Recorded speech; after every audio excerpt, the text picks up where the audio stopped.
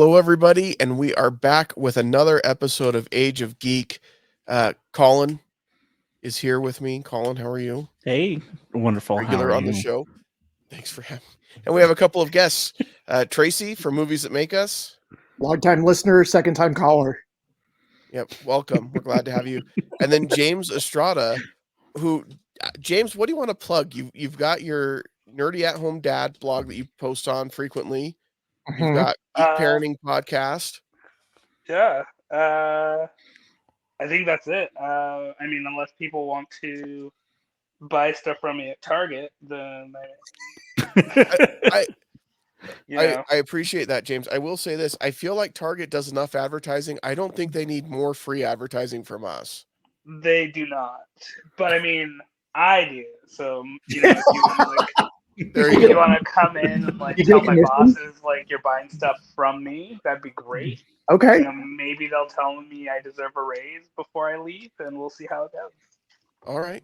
All right. So if I'm just coming in to get a pack of gum, I should go talk to your manager?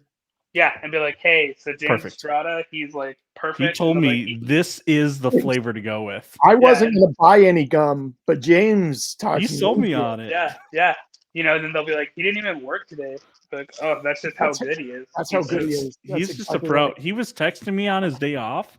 He's just always like, on dude, call. We got this new gum in. It's pretty great. That's how dedicated he is. Yeah.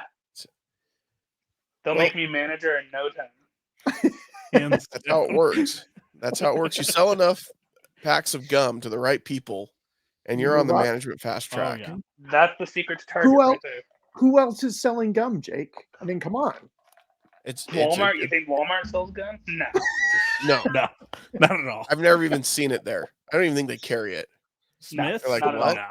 Like other employees, they might be like trying to get somebody to buy like a huge television or something, you know, or a computer. Or a new phone. But James hooks you up with the basics. Getting you set up with the gum.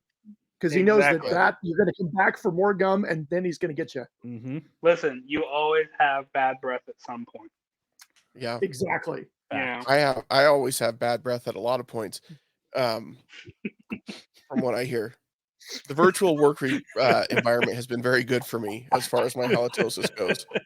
But gum is good for those times when I have to get out and see people. So, this is we seem to try to reach new levels of ridiculousness every week, Collin, and this is an all-time high, I think. I was gonna say, yeah. Last time Collin was putting stuff in stockings that I don't want to talk about. We're not. Oh, yeah, that was not great.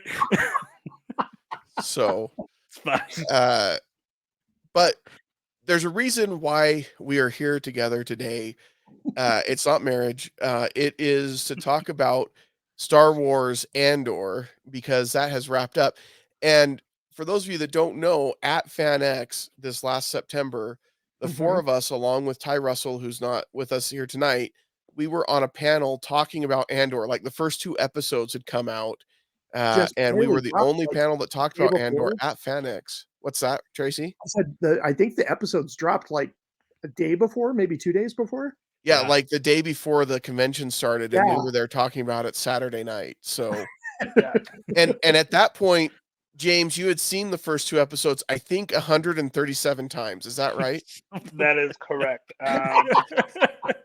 And then I went home after the panel and watched it 3 more times so I could get that 140 in.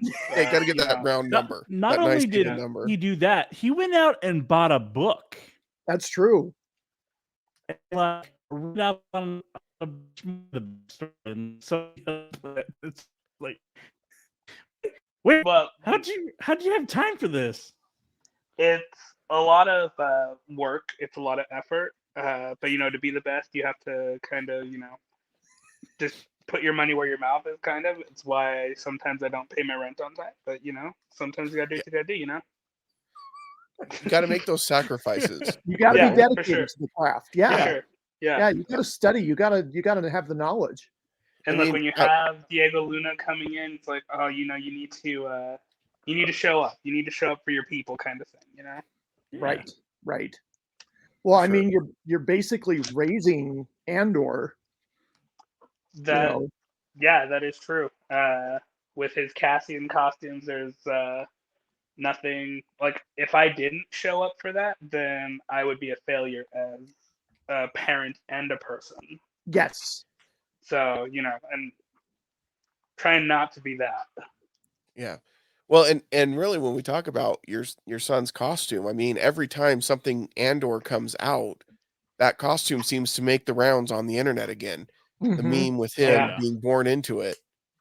Yeah, it's and like I said, it's really funny to see because like I think uh, I think it was the day before the panel like that started making the rounds again, and like one of my friends on Facebook like messaged me like, hey, just want to let you know this is out there.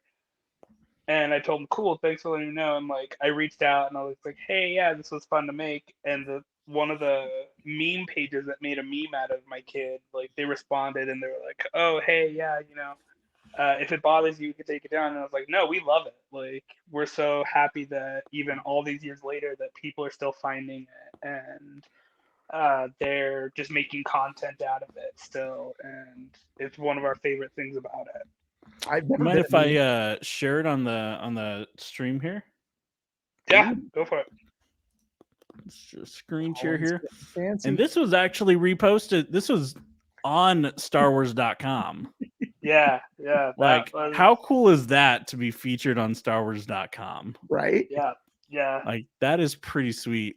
And I think it also even shows like his little Ezra costume too. Yep. So cool. Oh And my gosh, that's that was awesome. pre the Ezra lightsaber that we bought at Disneyland. But that was one of our favorite things. That article actually goes through and like she did a Q&A like with us about like his favorite movies and why his favorite characters. And it's just how many 6-year-olds can say that they had that done. That is Yeah. absolutely right. But yeah, Well, it was a there great time. there's not a lot of 40-year-olds that can say they have that kind of depth. No. They think they do. Yeah. So we talked about the first 2 episodes of Andor. We made some kind of predictions. We talked about what we thought about the show so far. And now that it's kind of wrapped, we thought it would be fun to get most of us back together to talk about the first season, what our thoughts were. I think after the first 2 episodes, we were all pretty bought in. Mhm.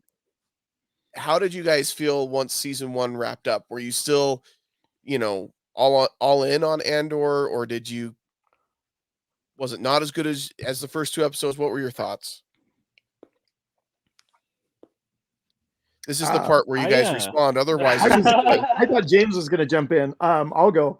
To me, this is the best Star Wars out there. It may not. I think it's better than The Mandalorian, and I love The Mandalorian. It's not as entertaining as The Mandalorian at times, but it is better. There are so many brilliant things. The script writing is so tight and so strong, and it's showing us a whole different version of this universe than we've seen before. I love Rogue One, and I think this is just absolutely stellar um, TV filmmaking. It's a weird hybrid these days. It's like TV used to be so terrible. Like you get the sitcoms and the canned laughter, and now you have like these epic TV shows that it could rival a lot of movies. So, what about you guys? I don't think the laugh track would work on this one, Tracy. Andor. I think that so it's kind of like I loved everything about it. Like the love that I had for it with the first 2 episodes went through the entire series or season. I think a lot of it felt like it felt like the story building in the prequels where you were getting a lot of background information that some people who just wanted action. It's like, oh well, I didn't need this, this, or this, and it's like, no, you do for the entire story. Like you Right. need to see, you need to see the slow stuff along with the fast-paced stuff. Otherwise, it's just another, I would say, Book of Boba Fett, where it kind of was really fast-paced. They tried to keep as much action as possible, but it really gave off those prequel vibes where they're trying to build something other than battle scenes and stuff like that. I don't know that I've ever thought of Book of Boba Fett as fast-paced and action-packed. It was Like the last episode. well, it became Yeah. the Mandalorian season It 2.5. was Yeah. it was pretty slow Yeah. for the most part. There was like maybe one scene outside of the last episode with where they're like doing that whole train scene Yeah. and trying to shoot down everyone from passing through. But outside of that, not too much action. So I have a Tom, low bar for action. Well, there you go. That's fair. I was not a fan of the Book of Boba Fett. I said it when they started. I don't need a background story for Boba Fett. I don't, and I still don't feel like I need it. Like he is a great side character and he should be involved in more things, but I don't need him. Anyway, wasn't my favorite series. We're not talking about the Book of Boba Fett. Collin, what were your thoughts on Andor season 1? Sorry, I will go off on a tangent. I will control myself. No, I really loved it. I don't have too much like to really pick at it. Like the storyline, it felt is really driven and intriguing. I didn't always know what to expect at every turn. right. Like it wasn't written in a way that you could just easily say, oh yeah, they're going to kill off this character. They're going to kill off this character. Like, Right. It's and with I really like the politics of the Empire and being able to see kind of the thoughts that were turning through there and like kind of the data analytics that they're like pulling through and I really like Denise Go's is it Goff something character Deidre. Mm-hmm. I think she's a phenomenal version of what the Empire is and trying to like bend and get like the backstabbing kind of information that you're wanting and constantly like proving other people wrong that think they're sly enough to pass something by her. But overall, yeah, I've loved every second of it so far. What about you, Jake? It was wow. I am going to be outnumbered on this podcast a little bit. It was a mixed bag for me, and it's hard for me to say that because I know that when I do share my opinion on this, it leaves me open for a lot of comments, similar kind of to what you alluded to, James, in that like it wasn't action packed enough, and all I want is lightsabers and things like that. And that's not the case. I get that argument because I do think that there are people that have a problem with Andor because of that. My favorite Star Wars movie, well, one of my favorites is The Last Jedi. I don't think anyone's going to call that too fast paced, right? The way that story unfolds. So, and Empire Strikes Back is another one of my favorites, and it's another one that the story kind of simmers a little bit. Yeah. So that's not what bothered me with it. I think it was inconsistent at parts. I think you can break it down into three or four main parts that I think making each of those into 3 episodes was a little much. Like his time in the detention camp where they're building stuff, that could have been 2 episodes, not 3. It could have been 1 episode even, I think, and still accomplish the same thing. And I know, like I said, you guys are not going to agree with me on this, and that's fine. But I felt like it was just inconsistently paced for me, and that's okay. I do understand the importance of it. I do understand the story, and I think that there's a lot of story there, and there's some really powerful stuff. Like at the very end, when you've got them doing kind of the funeral march for Marva, and like how that turns into kind of this battle that's very reminiscent of a lot of historical rebellious battles and things like that. Like that was really, really cool because we don't get to see that kind of level of the rebellion very often in Star Wars, and that was really awesome. But there were other. I think the other thing is there was a lot of inside baseball on this, like a lot. Like when Mothma's talking to the guy about his son showing up, and does that mean a betrothal? And there's all these marriage rituals with their culture and their planet. I know a lot of Star Wars, but then I felt like I don't know anything about Star Wars because I don't know what they're talking about. And like there's a lot of that kind of stuff in it that it really for deep dive fans, it's great and it's fantastic. For someone who's more of a casual fan, I think it was a little bit more difficult to connect with some of that stuff. I can see that, but at the same time, I felt like I'm not a Brian Young, right? I am not Right. a Well, deep none of dive us are. I guy. mean, But I'm with you, Jake. I'm a little bit more of a surface fan. I'm not reading all the novels. I haven't played all the video games. I haven't read the comic books. But the thing I love about this is like so much of Star Wars is like there's good and there's evil. And here we are in the middle and we are in the gray part. And we're seeing what people have to do in order for this rebellion to occur. And I love like Luthen's character where they're talking about how the pilot had been captured and they were going to let one of their own go into an ambush and be killed, and all the supplies are going to be raided and people are going to die, but if we warn him then the Empire will know and then we're screwed before we even get started. And so it's the things like that that really interested me. I like Yeah. the fact that there weren't any Jedi with lightsabers and mystical powers to come save the day. Like the average person had to deal with this. And I thought that was fantastic.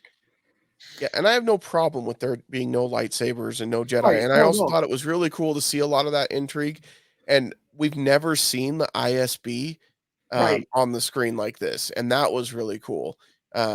And I think there was a lot of really great stuff, and I think there were moments of brilliance in the series. But I also feel like there was a lot of inconsistent pacing for me, and I really feel like, especially in the jail part, it could have been at least an episode Yeah. shorter. No, The that jail Yeah. part was some of my favorite Easily. parts. 100%, Colin. Easily. Oh, Oh, no. Because that is what turns Cassian into the rebel that we know from Yeah. Rogue One. Like without that, then he is not the hardcore dedicated he rebel. he would just gone back to skipping town again and Right. trying to go. I disagree. Because I think it's Marva's death that turns him it's into a the hardcore combination. rebel. Oh, it's a It's combination. definitely a combination The look on because his he's seen face. firsthand what they're doing. Yeah. And I how mean, leaving, and they're gonna slaughter them all. Like it's literally just a prison Yep. to get rid And of you some could of have the told that story population. in one episode. because then it would have been rushed. And you'd be going, oh, you had to have that It was build up. way Oh. rushed. Yeah. So here's And the then thing. Okay, and let then me you wouldn't have had the backpedal. heart to then hear Andy Serkis say, "But I can't swim." I gotta say, you're wanting to cut Andy Serkis down to one episode, and I am not okay with that, sir. So here's let me backpedal. You can either do it in one episode or make that a whole season of the show. But the fact, because this is really like season one is really like 3 seasons where they're like, we've kind of got 3 different ideas what we can do to build this, but we're not going to have the time. So let's squish them down into these 12 episodes. But then we don't really have it all fleshed out enough. So It was just weird. It was weirdly paced. counterpoint to that. So I think Sure. I think part of I think there are a couple issues. One, Andor is not like the most famous character. Like we're not doing a Luke Skywalker series or an Obi-Wan Kenobi series where everybody knows him. I think when it was first announced, people were like, who's Andor? Oh, that's right. He's the guy from Rogue One. I'm surprised that Disney gave them 12 episodes because typically Disney will go somewhere between 6 to 8 episodes. Yeah. So I was surprised that they got 12, and then they announced a second season before the first season was even released. Like they came out and said, we believe in this so much, it's getting 2 seasons. And so I think there's a lot of story that they have to combine in there. They couldn't have told the entire prison story in 1 season because it's not going to get 6 or 7 seasons. It's only Right. going to get 2. Yeah. Well, they wanted to give you the feel of it being 6 or 7 seasons, so they made it last 1,400 years. When They already signed off on 4 total seasons. I think it's only 2. Because each season is a year, and there are 4 years leading up. No. So next season, I read an article about this. Next season will take place a year after the end of season 1. And then every 3 episodes, there will be a time jump of about a year. So that by the time we get to the end of season 2, it'll go right into Rogue One. Well, that's just too confusing, and that's not going to set up enough time.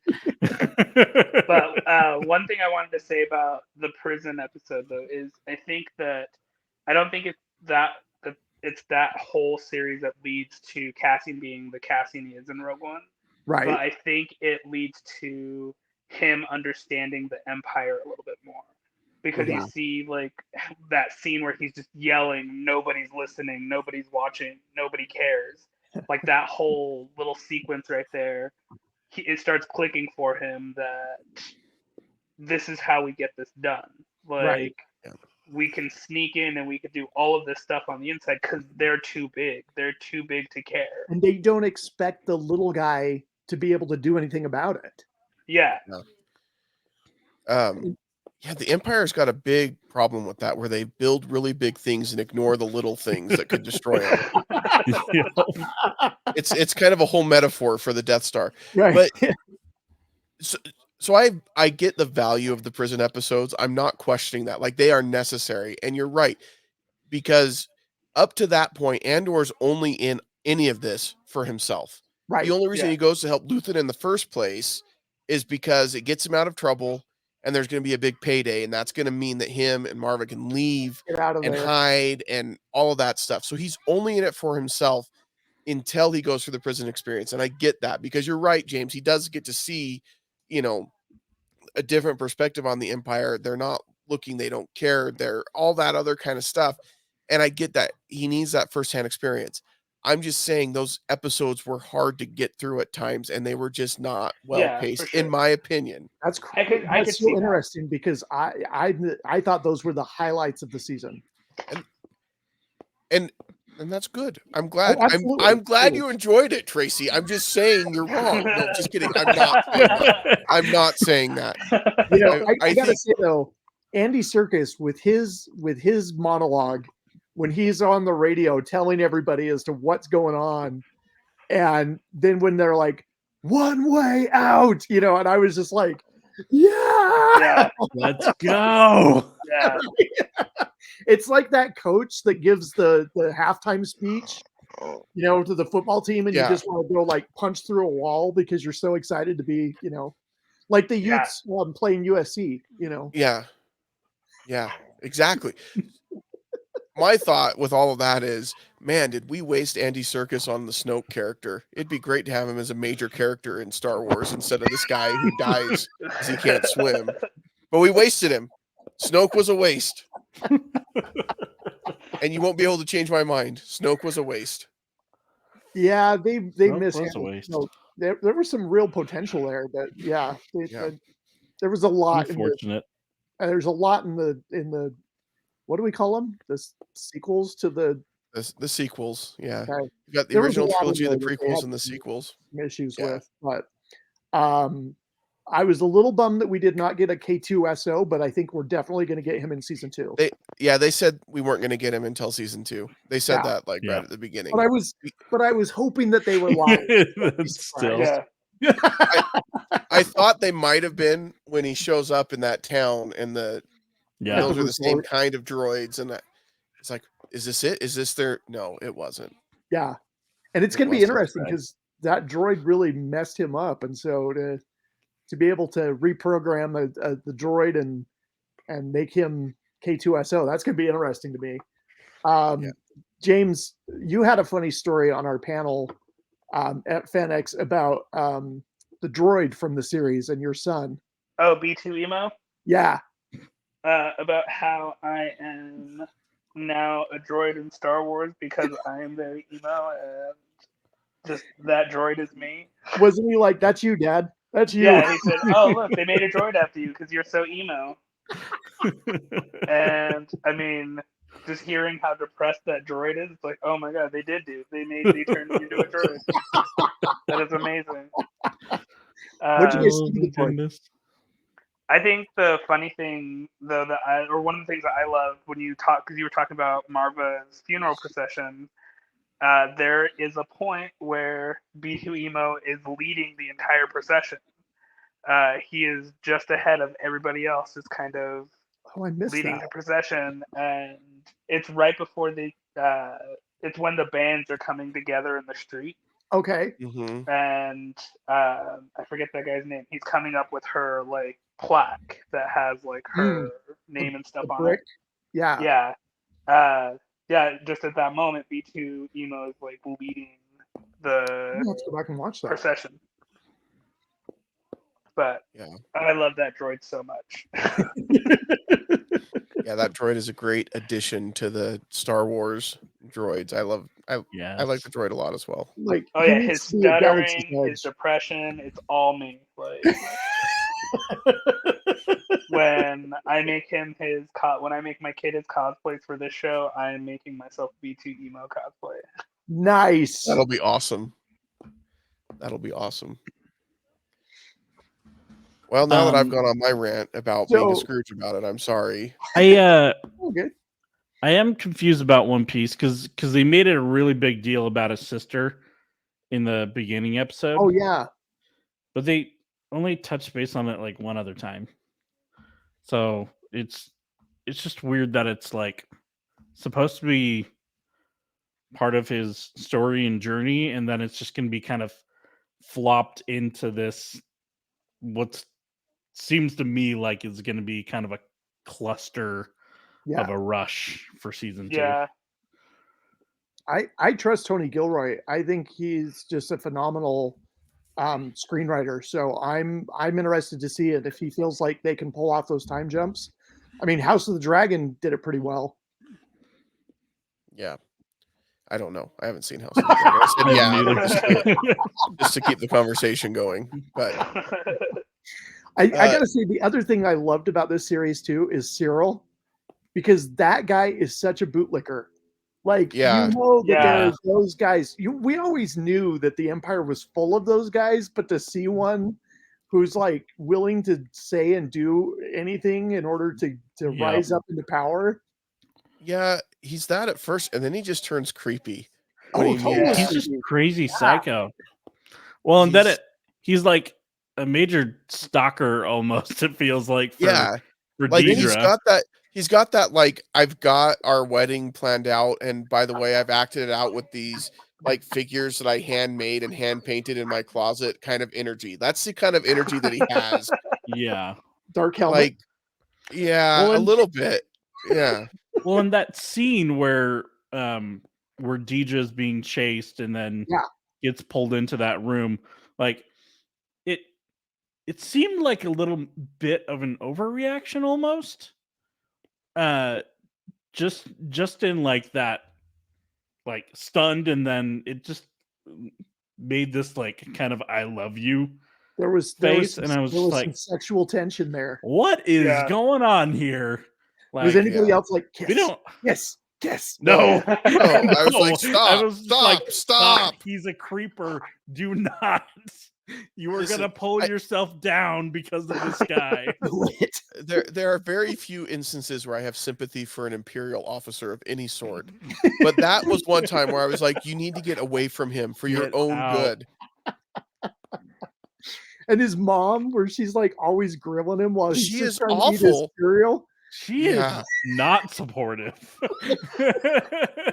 I want those space Cocoa Puffs though. I don't know what flavor they were, but they seem to go great with blue milk. I want them in Galaxy's Edge. I want the B2 Emo. I want to be able to build him at the Droid Depot. Yeah. And I want to be able to munch on the breakfast cereal. Blue breakfast cereal. Yeah. Yeah. to your point about his sister, though, Colin, I think that's a really valid point because it was almost like we needed a reason for him to be where he was at the very beginning. Yeah. But like they Yeah. really don't revisit. I think they mention it toward the end, like maybe in the last episode, like you can't Briefly. go back for your sister or something like that. You can't go Yeah. find her. Yeah. And but like really honestly, he comes back from when he kills the two guys, and it's like, well, that's it. Like that's all we hear about his sister. Then it's about getting away and saving his, Right. I don't know. Saving So it's Marta. interesting. We'll see how it plays into the second season. Yeah. That's going to cover apparently Or- 3 years or now, the- 2 years.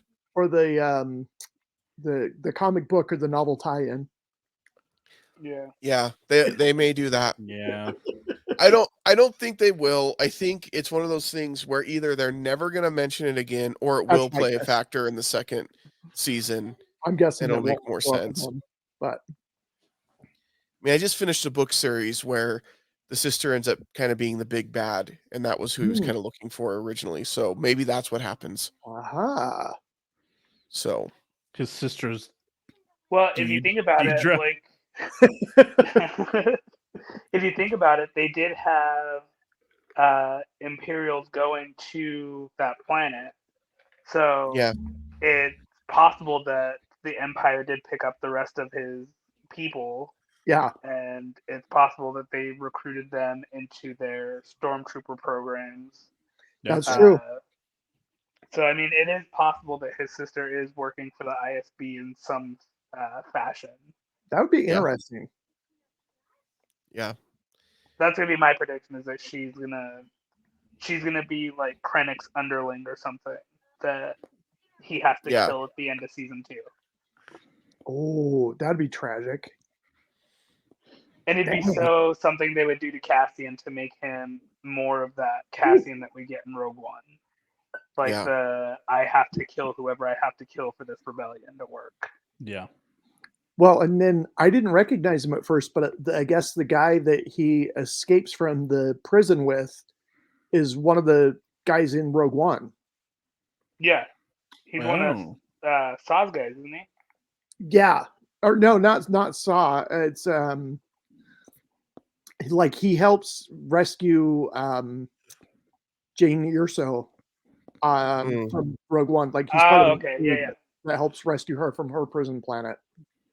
Gotcha. So I didn't recognize him at first. I just read something afterwards. I'm like, oh, okay, that's cool. It had been a Now while that- since I've seen Rogue Interesting. One. Now that you mentioned that character, so when those guys get captured by those goopy fish nets,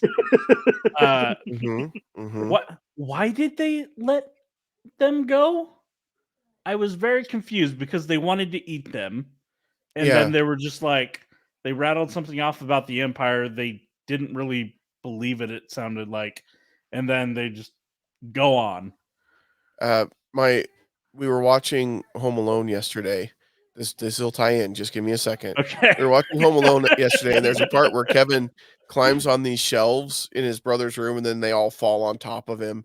And my youngest was very concerned. He's like, I hope he doesn't like die. Like, how does he not die there? And my middle child, Jack, says, because he has plot armor. And we all just kind of laughed. He said, because he can't die. He's the main character. That's why they didn't need him, Colin, because Cassian Andor has plot armor. Of He needs to make it until he doesn't make it. That's the Were you best just thing like I've the ever proudest heard. dad when that? It was really awesome. It was a cool moment for sure. I love that. It's like number 3 coming in hot. I think that should be a T-shirt for you guys for the podcast. Plot Jake's armor. like, Called plot armor. It's like That's a time good out, t-shirt. time out. Yeah. We need to recognize the greatness of this moment. Son, I've never been more proud. Yep. So, That is great. but that applies here. No, I can't remember if they give a reason in the story, but I mean, I think it was something to do with like the Fisher people were more upset with the Empire. yeah, Yeah. I think that's the Okay. vibe that I got Like, to. They just didn't. the Empire had like poisoned their land Yeah, or their Okay. ocean, and then when these guys were like, we're not part of that. We're Is that against why their nets were goopy? Because their land was poisoned? probably. they might just have goopy nets. You know, you Yeah. gotta have weird aliens. Or do they just produce the goop? When you're Oh, trying to no. make something, Possibly. when you're trying to make something sci-fi and alien and different, you just make it goopy. That's what you do. It's true. Easy. And I'm not going to comment on your other comment. Just add. No. If Steph was here, Steph would definitely take Colin up on that comment. Yeah, she would. So let's Where's Stephanie Neater? We mentioned the politics. Let's talk about Mon Mothma Ooh. and her character in this, because this is more in depth in her character than I've experienced. Absolutely. I think there are books and comics that go more in depth, but for me, this was as in depth as I've ever gotten with her character. What did Okay. you think of Mon Mothma in this? James? I think so. I think you have like this preconceived idea just from like the original trilogy of how Mm-hmm. she holds herself like in her home and stuff like that. You think that she's this very it's hard to explain for me, but you know, in the prequels you see her as this politician as well. In Rogue One you get the same vibe, and it's kind of an insider's look into how Mon Mothma is living her double life as trying to start off this rebellion and still trying to toe the line as a senator. Mm-hmm. And I think that they did a really good job of showing that juxtaposition that she has to have, like they're showing the difference of, oh well, when I'm with the Empire, this is how I have to act, versus when I'm, you know, making deals with Luthen, this is how I can like perceive the Empire and how much I hate them, blah blah blah. You know, I think they did a really good job with her character. Although I will say there were times I was like, we don't like, you know, we talked about like you were talking about like the marriage stuff and going Mm-hmm. into like all that stuff. Like I felt like that wasn't necessary to a point. Like it was necessary for her personal storyline, and telling more about like her planet and like what her people do. But it's one Right. of those things like, this isn't what I'm here for, but I dig it, you know. I do think They're setting up the Andor spinoff, Mothma. Yeah. That'll be the Yeah. next one. That Yeah. And it'll James, all be about marriage. I'm gonna disagree Yes. with you slightly, James, because by having the betrothal of the daughter, what they're doing is they're doing two things here. One is they're showing how much everybody has to pay in order to make this rebellion happen. That's Like, fair, yeah. right? But the second part is it shows how smart and clever Mon Mothma is and how good of a leader she's going to be for the rebellion, because when she knows that her driver has been spying on her, Mm-hmm. he drops my husband's been gambling, which he hasn't. Yep. So that gives some leeway as to why the Yeah. money's happening.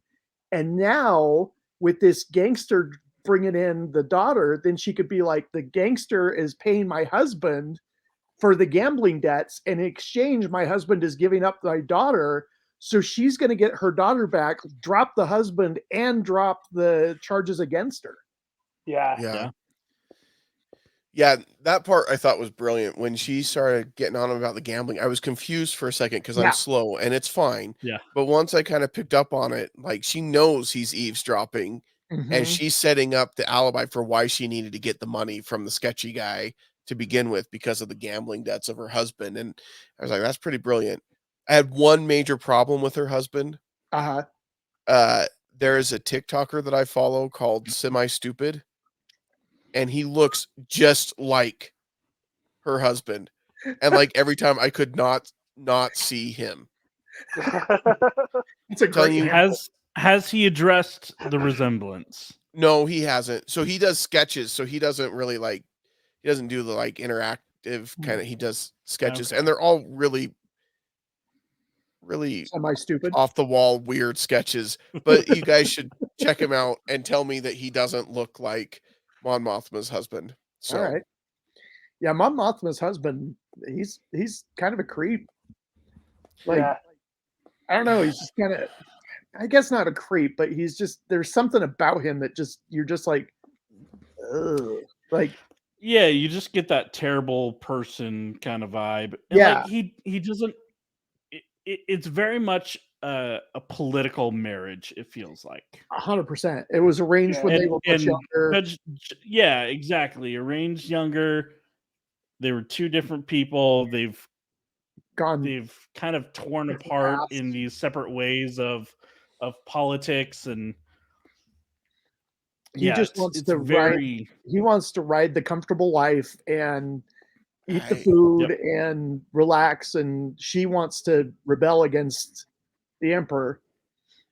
I think when it all comes out at the end, he's going to be much more heroic than we think he is. I think a lot of this is a front, and I think he's in on some of it, and I think she's kind of kept him at a distance on purpose to put up this front, playing the long game, needing to have that contention between her and him, and like to the point where you've got to make it believable that you're all of a sudden going to be having an argument with him about his gambling debts and him being defensive and things like that. And so I don't know. I think it's more complicated than what we've seen on the screen so far, but I think we're supposed to think he's kind of a not great guy. Yeah. Just in it for the comfort, all that kind of. Oh, wow. Yeah. So, yeah. Right there. That looks exactly like him. That is crazy. Wow. And his skits are just awful, and I really don't know that I'd recommend following him. You might find him funny. I do love when he pops up on my For You page and he's doing his like dinner conversations. Yes, like, he does. Those are my favorite ones. Yeah, he does like celebrity dinner conversations, like where he takes scenes from movies and he cuts him, so it, like cuts from the actor to him, and that takes the line from the movie, and he reacts in a different way and takes the conversation in a completely different direction than it actually was in the film. So, cool. Some of them are funny, but some of them are kind of crass, but it's still funny. Anyway, but that's who I see every time that her husband is on screen. I can see that. One thing I did think was interesting, guys, is I was reading an interview, and they said that they almost put an F-bomb in Marva's final speech. The original script had her saying "F the Empire," and I'm like, oh. Because we did get our first vulgarity. I think it was like a damn or something like that. The Cyril and his lieutenant guy drops that, but I was kind of like, if she would have dropped the F the Empire, I think I kind of would have lost it. Yeah. Like, I don't use that word. It's not one of my favorites by any stretch of the imagination, but I'm just like, if there's one group that kind of deserves that, it's the Empire. I think you have to be careful with that, though. Oh, totally. Because so they did that in Picard, right? They had like he's sitting there talking to the Admiral in like the first season, and she drops a couple of F-bombs and her yelling at him and whatever. And I'm like, yeah, that's probably pretty true for military, but it is not like what we normally see in Star Trek. And it was a little bit jarring as someone who's watched a lot of Star Trek. And I think it would kind of feel the same way with Star Wars, because they don't typically go to that level. So if they do it right, it could be very impactful, but I don't know. I think there's definitely different ways to do it. Like, I think the best way that I've seen it done is you go back to The Walking Dead. They do that. They did it in the first live episode when they're at Terminus and they're captured in the train cars, and he says they've effed with the wrong people. And then the next time they showed the replay, they changed it to they messed with the wrong people. Yeah. And I think that's the only time that I've really been like, oh yeah, that was really cool. But like, I get that same feeling. Like, if they would have done that in Marva's speech, it would have been really cool the first time. Then you're like, but was it really necessary? Like, they don't talk like that in Star Wars. You've never heard them like talk like that in Star Wars before. Like, you imagine that somebody had to at one point. Yeah, but you think that they have a different word. Yeah, well, I mean, they've got like, what is it? Dank Ferrick. Dank Ferrick, yeah. And like Bantha fodder. But it's not the same. Like, you can't be like the Empire's Bantha fodder. Like, that just doesn't have the same. Yeah, the only ones that I feel like when you make up a word like that worked really well was in Battlestar Galactica with frack. because they use that good. just Frack was good. Yeah. perfectly All the throughout the time. series. 30 Rock, where Tina Fey invents shark farts. That's my favorite fake vulgarity ever. Yeah, Ugh, well, shark farts. The Good Place also has Fork, The Yeah. fork and balls, yeah. Holy But- fork and shirt balls. I think the other thing with Picard that was interesting is when they did that kind of opened the floodgates, and it was almost like every other episode they had more Mm, vulgarity in it, and I don't want that to happen either. Like I get it if you want to have one like meticulously placed, we're gonna put it right here. right there. But I don't know that on a TV-14 streaming series on for sure. Disney That Plus would that have they're put them gonna do into it. yeah. I can imagine see it. the I could see him conversation doing it with like in Disney a execs, where they're What's that? like, I can imagine the conversation with the Disney execs, and they're like, okay, we're going to let you get away with the adult nature and the politicking, and we'll even let you have the strip club, the alien brothel, but we can't let you have the F-bomb. yeah. And I I recognize wonder that the if we'll streaming ever services. get like a rated R Star Wars series. No, this is as close as we're going to get. Yeah, Yeah, I think Acolyte will probably be the closest we'll ever get. Ooh, probably. yeah, true. I Acolyte forgot might that get one. there too, but yeah, I just don't see him going full bore though, like TVMA or No. rated R, just because No. I don't think that's the property, and that's okay. Right. Yeah, But and I feel like it's that not necessary for Star Wars to go that route. Yeah. I think they accomplish some edgier stuff in this, but it goes right up to the level where I think it should be for Star Wars. Like Mhm. Yeah. I should never sit down to watch a Star Wars movie or show and like worry about my kids watching it Sure. too much. I Yeah. get Yeah. that. Yeah. Well, and the things that they do in this film or in this series is it is more adult, but it's not because it's like graphic. It's just that it's more adult themes and conversations and dialogue that the kids may not necessarily be into. Yeah. Yeah. I wouldn't not let my kids watch this. I just don't think Right. they're going to be interested. I Mhm. just think they're going to be bored. Yeah. Because they're not going to keep up with all of the intrigue and stuff like that. And maybe it's because I felt like I was bored at times, but and I can't imagine, I don't know, Wow. as a kid I'm just Tracy, it's fine, okay? I I love feel you. like I've let you down. I love you. I know. We'll get through this. We've been through worse. We'll get through this. We have. We We'll did weather a this whole. storm. We we did a whole episode on Ready Player One, so we can do did. anything. Yeah, James was in the crowd for that. that's true. Yeah. He was one of the He's one of 5 the few. people. Yeah, he's one of 5 people who have heard that never to be heard episode. But what I really appreciate though, Tracy, is you and Val went back and did another one for Fan X. It was not easy. Yeah. Because neither one of us really liked the movie. I remember that came up. I was like, well, good luck with that. Have Have fun. At least Val likes the book a lot, Yeah. especially the audiobook version. I didn't even really like the book. I liked all the Rush references. Yeah. I liked the idea behind it, but it just was too much Deus Ex Machina for me. If all you liked about Ready Player One, Tracy, were the Rush references, then you really hated Versus the the book. movie because they stripped that out completely. We'll get one character that has one Rush poster on the wall. It's a little token, and that's Yeah. the extent of it. So So, what are you guys looking forward to in season 2? Ooh. I want to see an interaction with B2 Emo and K2SO. That would be Yeah. awesome. Yes. Just because I think that those two would play really well off of each other. I agree. And anytime you can find a reason to bring in more Alan Tudyk, I'm all for it. Yeah. 100%. Yeah. 100%. Yeah. Absolutely. Yeah, I'm really looking forward to see how he comes across K2SO, the reprogramming, the bond, the relationship that they have, because there's kind of like this reluctant love for each other. Yeah. Neither one really wants to admit that they care for the other one, but they do. Well, it's kind of like it takes you back to when K2SO slaps Cassian, Yeah. and then he apologizes for the slap. Yeah. But it's gonna be interesting though, because like from Rogue One, it sounds like they were together for a couple of years, like 2 or Yeah. 3 years. So it Yeah. makes you think that if they're going to do time jumps and stuff, you're going to see K2SO pretty early in season 2. I would think so. Yeah, Yeah. I think so. And I'm with Jake. The more Alan Tudyk we can get, it's like Andy Serkis. The more I can get, the better. Yeah.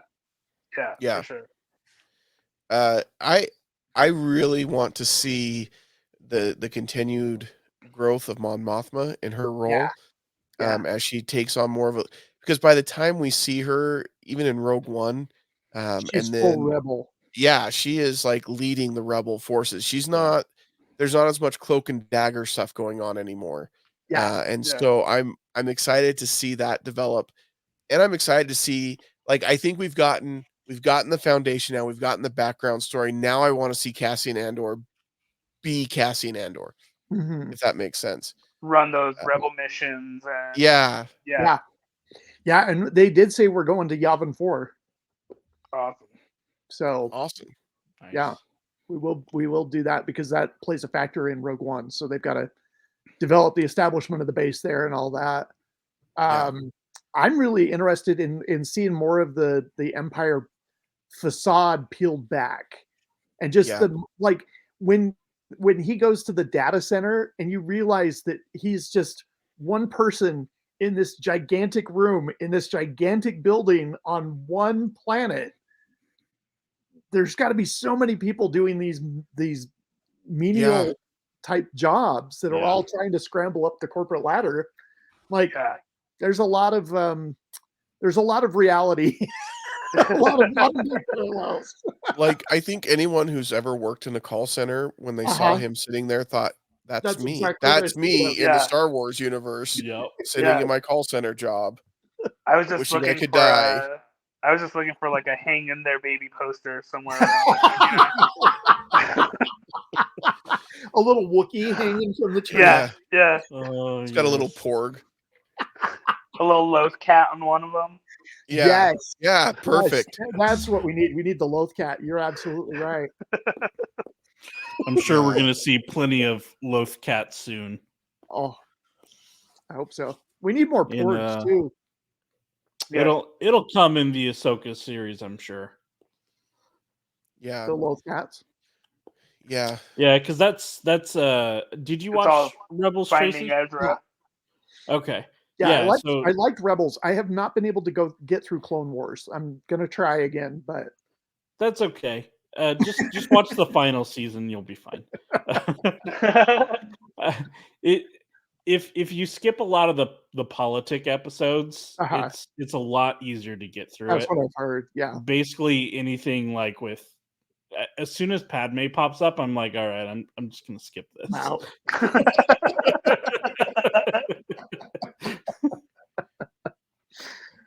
Never mind. I was going to say something that I'm not going to now, so we'll go.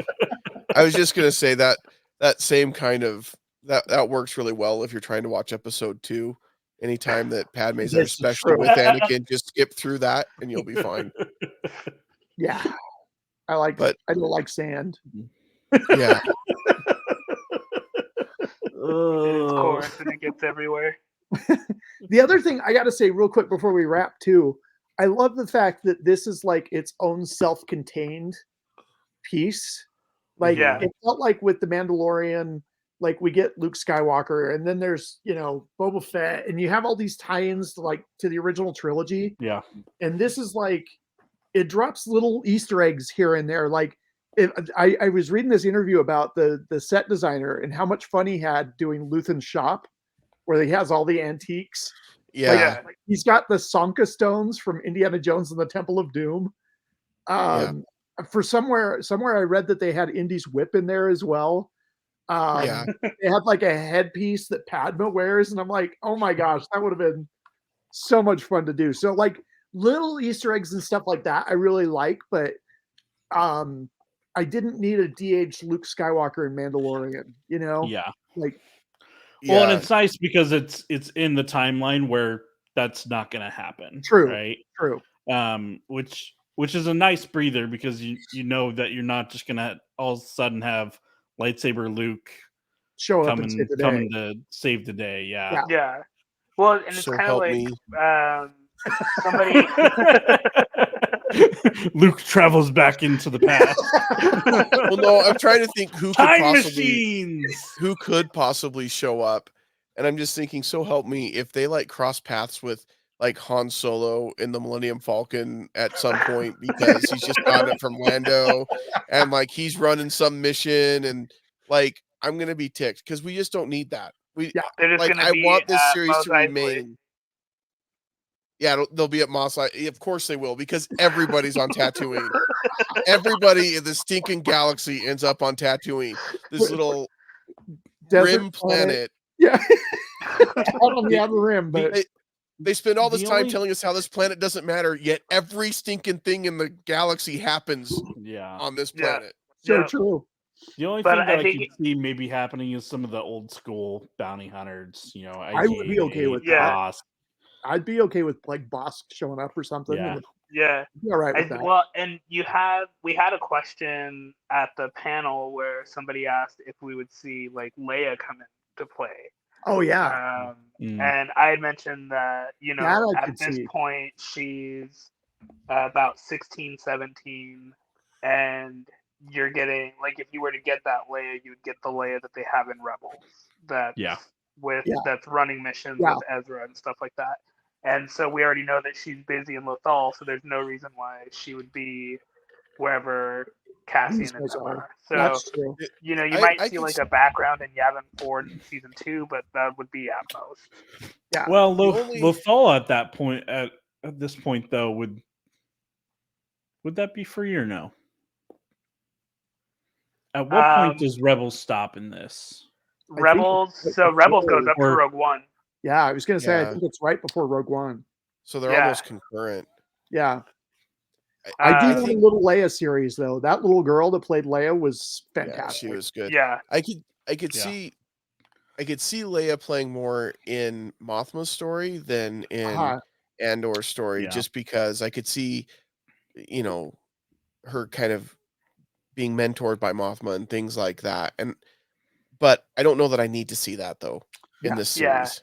Well, Yeah. and I mean, like, I feel like if you got that, it would be kind of like how we were getting the scenes of Saw when he was with Luthen. Like, it would be, Yeah. Yeah.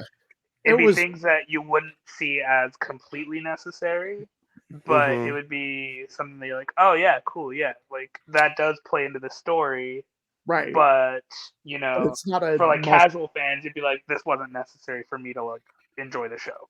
right. And I kind of wonder if they at this point would wait to do anything Leia based until the little girl grows up. Could be. Yeah. I don't know.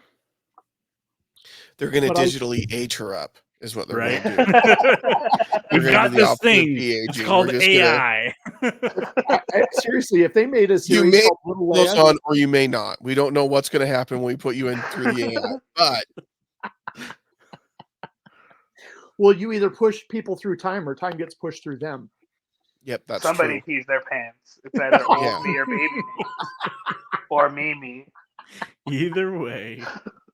Those are some brilliant moments. I think season 2 is going to be really good, and Yeah. I enjoyed Andor for the most part. I did have some issues with it, like I said, but I enjoyed it. So, One episode of the jail. Tracy, I'm not taking it back.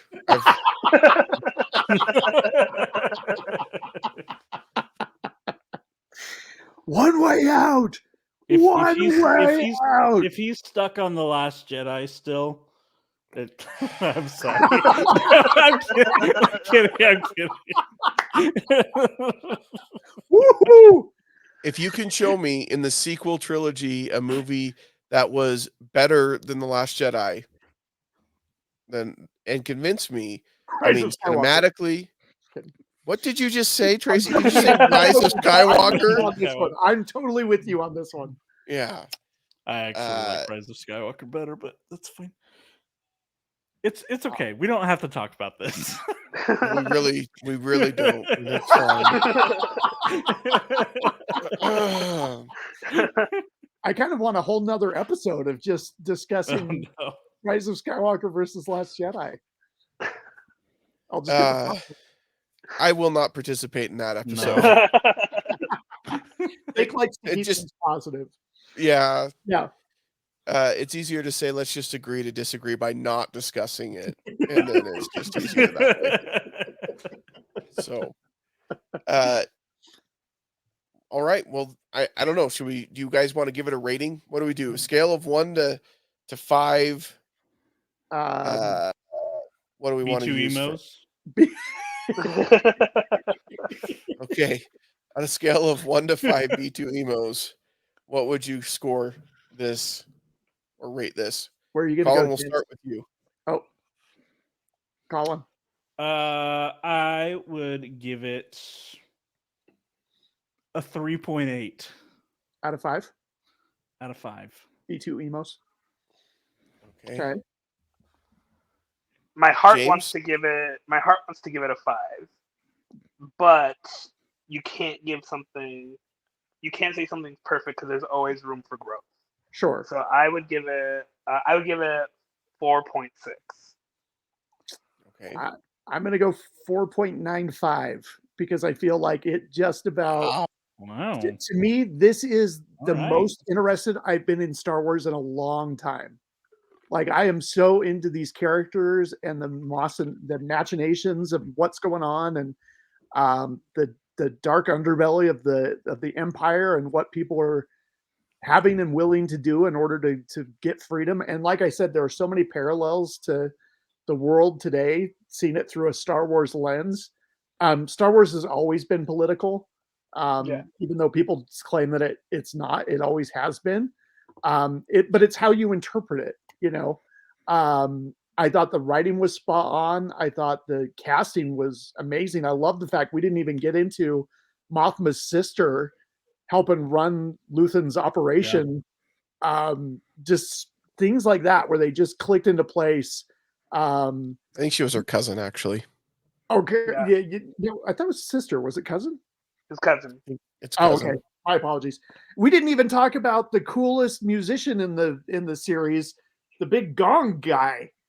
Yeah, he's pretty Yeah. cool. Gong tower. He's pretty sweet. you Yeah. He's pretty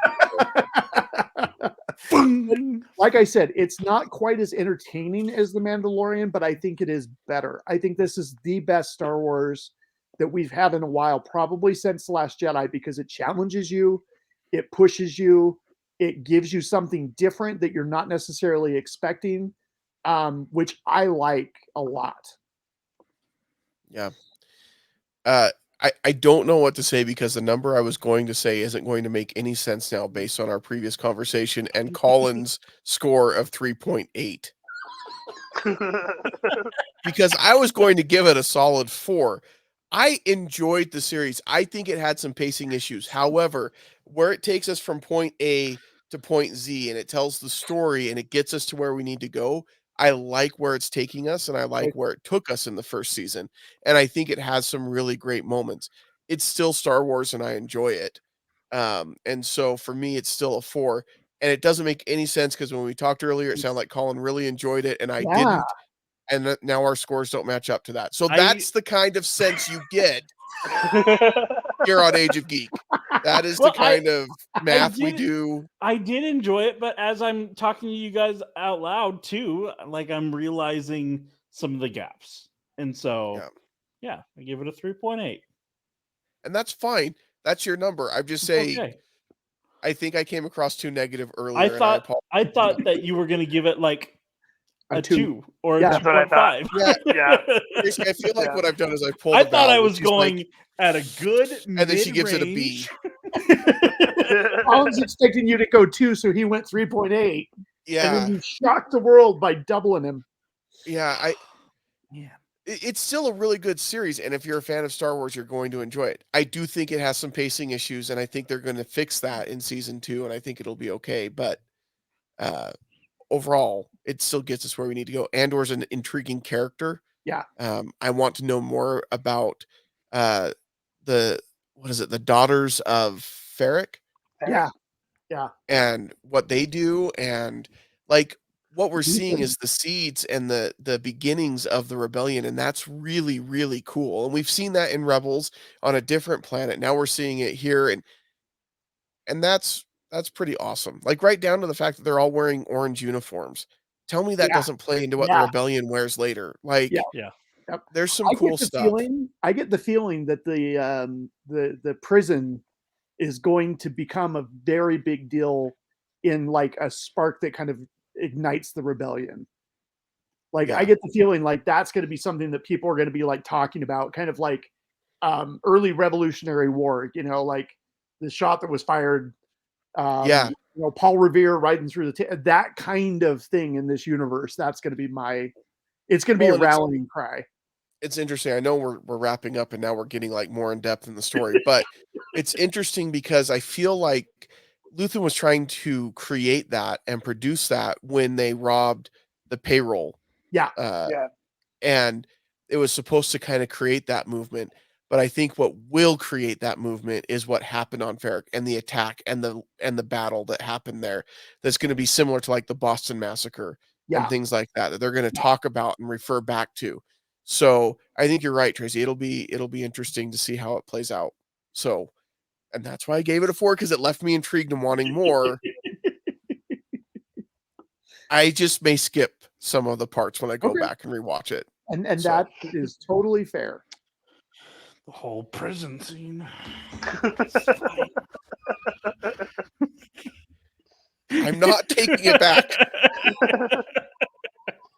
See, I've agreed with Jake like 90% of this episode, but with Collin on the prison, I'm 100% when Collin's part here. High five.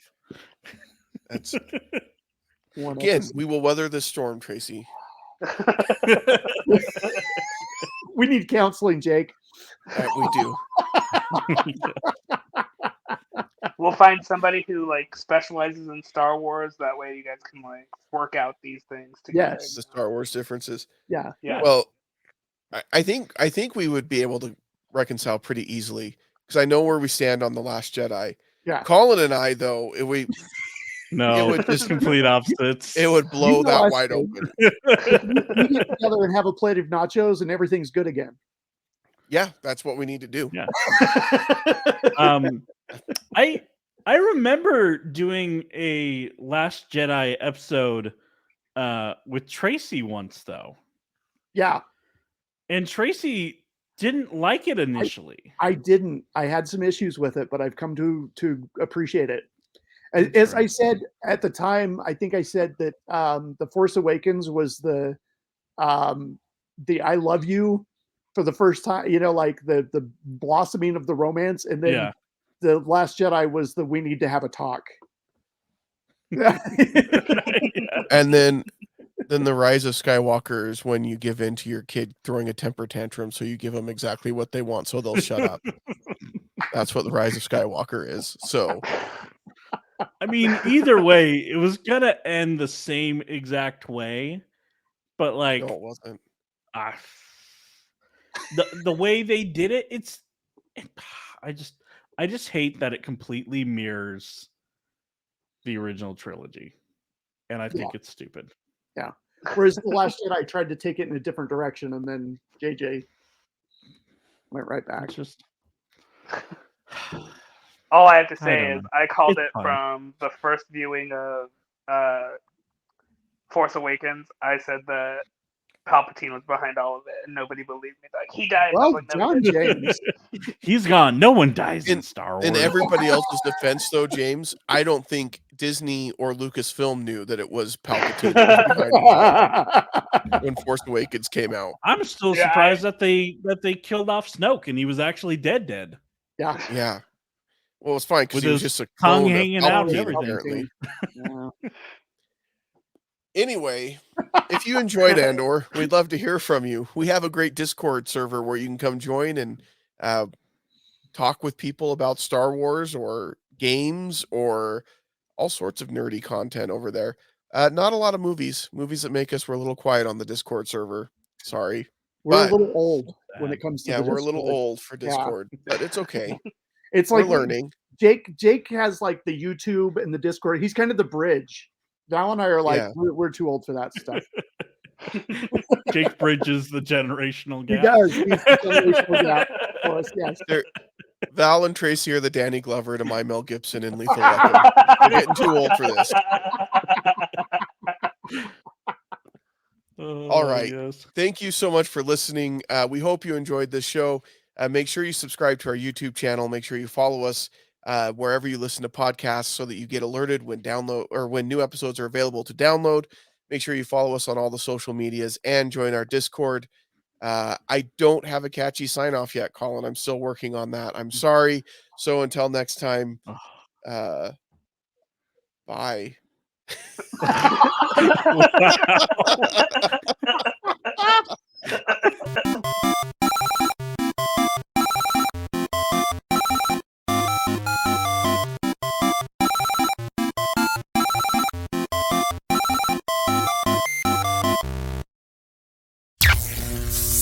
This has been an Age of Geek media production.